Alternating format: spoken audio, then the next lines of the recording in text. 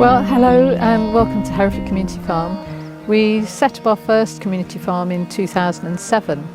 That was really in response to the government white paper which came out, which is called Valuing People.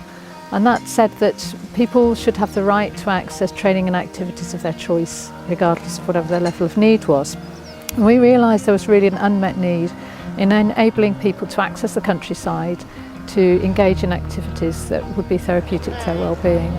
At that time, John, who's the other founding director, had a qualification in therapeutic horticulture, and my background was working in animal management.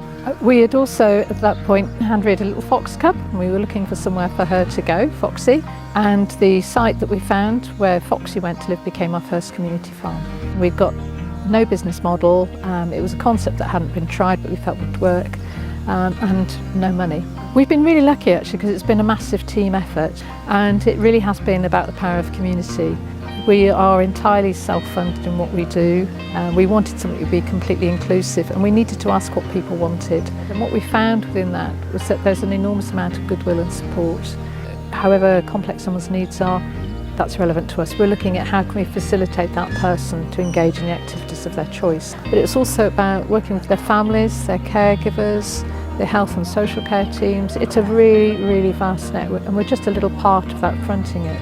Whilst we were doing this for the benefit of social value, it was also about we were having to run a business. So we chose a model which is called a community interest company. It has to be for the community, but it also has what's called a triple bottom line of social value, ethical responsibility and sustainability. So that really sat well with our objectives. We've always worked organically, so all of the animal waste, everything that comes from the small animals, the large animals, it's all composted. We also do quite a lot with recycling, so we do something called eco-carpentry. I'm actually sat on a green woodwork bench that was made by folks here, and we use timber that is sourced from local Herefordshire woodlands and just generally work in a way that's low impact on the earth. Whilst we were anticipating we'd be doing lots with animals and lots with gardening, because that was our background, things like the green woodwork came along, the land management with the replanting a heritage orchard, and really listening to what people wanted, so then doing cookery and life skills and linking with other groups in the community.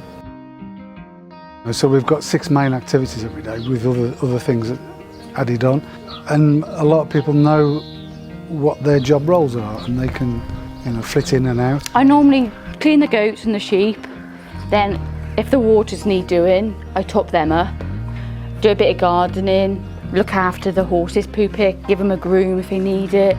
Check the nails, their ears, eyes, bottoms.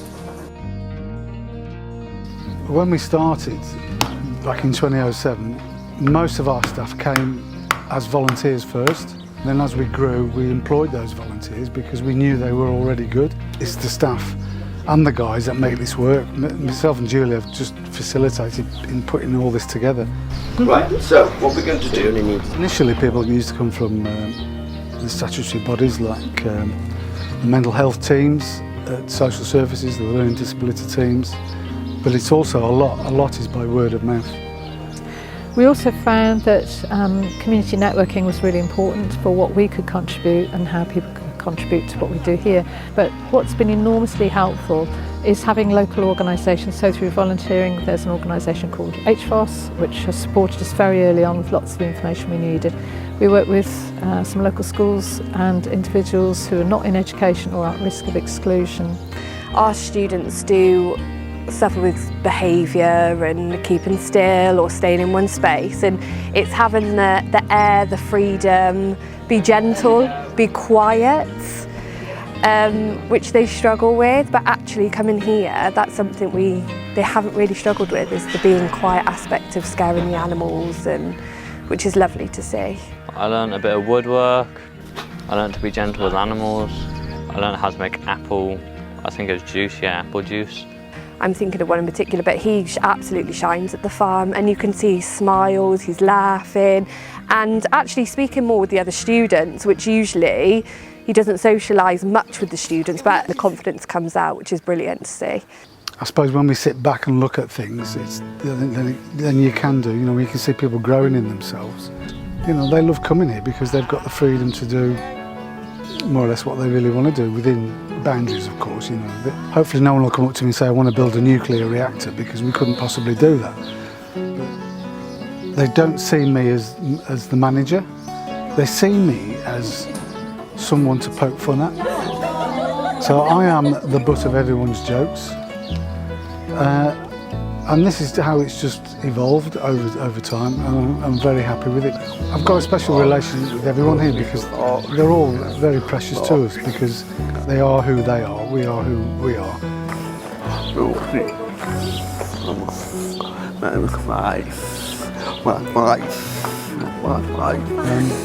And then they come to me to let off steam and to poke fun at me, you know, to let off their own worries, if you like. Oh, it makes all the thing go away, make all this anxiety go away. I used to have a lot anxiety. That's why I ended up in hospital. We used to go to over 60s at Homer Hall, and then I started at the community farm, and it was fantastic. The little bits that you see a change in someone, or someone says so-and-so's doing this at home now that they never did before, is very humbling. There's a real move now away from trying to get away from this kind of revolving door of people may always need medication, but there are other things that can be offered. And green care approach is very beneficial to that.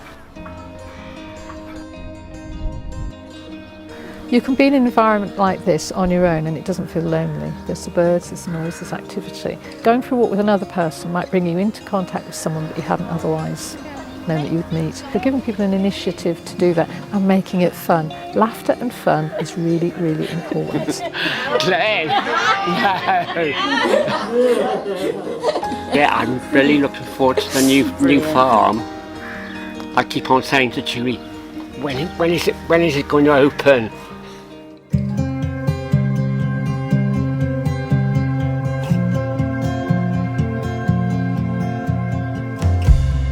Hi guys, we are now at Ashley Farm at Grafton, 2 miles south of Hereford, and this is hopefully going to be our new site.